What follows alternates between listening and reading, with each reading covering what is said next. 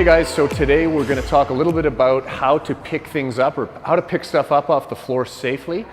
Those poor examples you just witnessed are all very bad interpretations of that age-old expression that says, lift with your knees and not your back. Now I've got a few theories on where that expression came from. You've heard it in the workplace, you've heard it in the gym before. So what we're going to do now is go over and teach you how to pick stuff up safely without hurting yourself.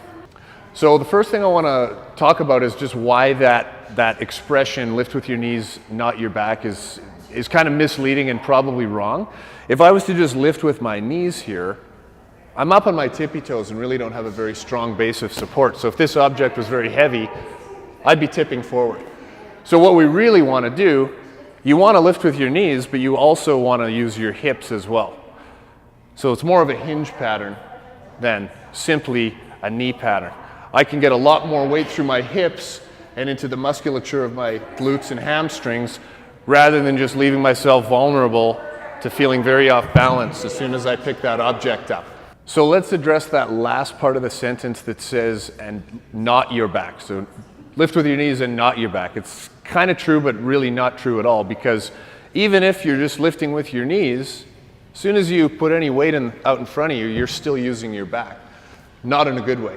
So what we want to really do is use the hips and the back. The back isn't the focal point of the movement.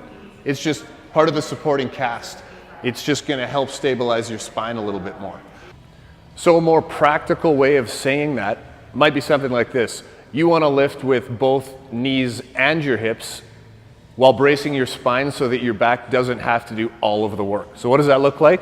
Looks something like this. I want to lift with my knees and my hips while bracing my spine. Now that I've got the help of my hamstrings, my glutes, and my quads to pick this object up off the floor. Back still nice and flat. I'm not compromising my spine at all.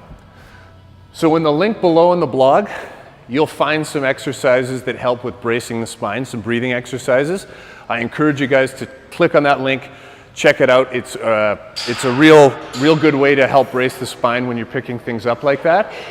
Drop me a line if you have any questions, comment on our Facebook link, and let us know what you want to hear about next.